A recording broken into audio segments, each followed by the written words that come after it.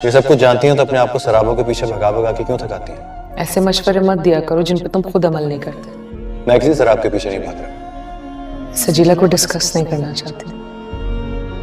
सजीला शराब नहीं है, मोहब्बत है। जिंदगी में जब कभी यकीन हो जाए कि सजीला सिर्फ एक शराब है तो मुझे जरूर बताओगे।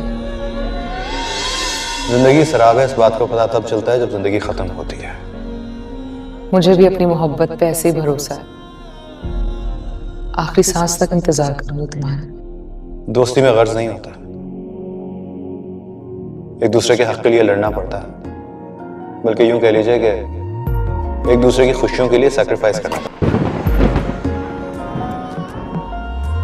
ऐ मोहब्बत शुक्रिया जो दिया तूने दिया।